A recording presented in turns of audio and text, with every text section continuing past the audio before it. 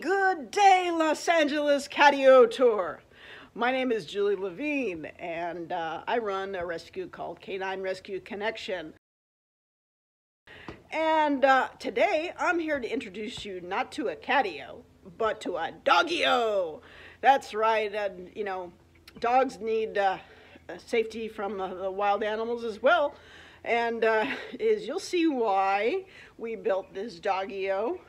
Coming right about now. Coyote sightings often prompt owners to keep their small pets inside, but what do you do when a coyote makes its way into your home? That's what one Woodland Hills resident experienced. NBC4's Darsha Phillips has that story.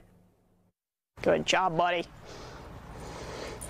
Good boy. Julie Levine runs a nonprofit dog rescue called Canine Rescue Connection. He walked along this way, as you see in the video, jumped down right about here or so. But on Saturday morning around 1 o'clock at her home in Woodland Hills, Julie got a visit from a canine she wasn't expecting. We had an unwanted foster come into the house. A coyote made its way into her home through a doggy door and spent about 3 minutes inside. I think he got about 3/4 of the way down the hallway and kind of saw us perhaps and realized what he was up against, that, and kind of took off.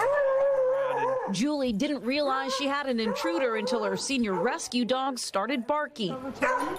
I have beagles, and that's what the tracking was all about. They got the scent in their nose, and they just went crazy. The coyote had already made his escape. Julie checked her cameras to figure out what all the fuss was about and couldn't believe what she saw. The coyote actually came into the house. Coyotes rarely attack humans. However, in April, a coyote attacked a child at Huntington Beach Pier, leaving her with facial injuries.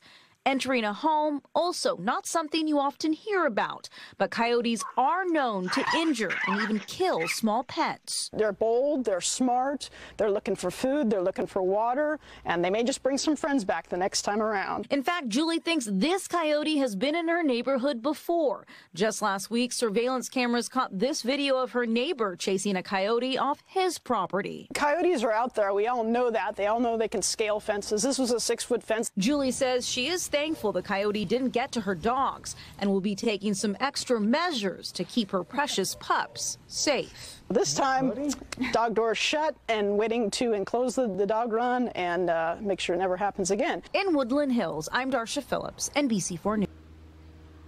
All right, folks, now you saw exactly why we needed this doggio. We built out of necessity. That coyote, not coming in the house again, that's for sure, and all the dogs will be safe. The idea on designing and building this doggio actually came from this little device right here. This is the top of a reptile cage that I had designed. Basically, it's 2 pieces of wood with the mesh in between it, sandwiched in between it. And that's kind of like basically how I designed this doggio. Advice from a wildlife expert that this was a viable idea. And many thanks goes out to Dana Stengel from Turanga Ranch.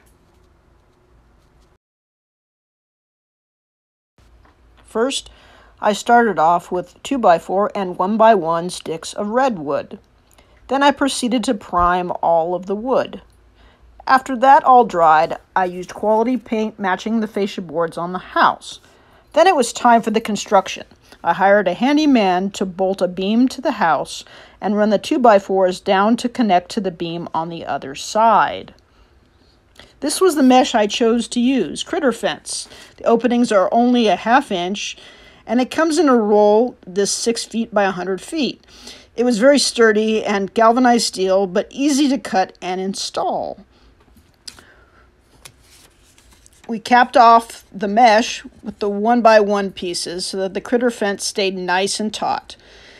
This whole project was 6 by 36 feet all along the house. And again, the critter fence is strong enough for an animal to stand on without collapsing. It's very sturdy again and totally coyote proof.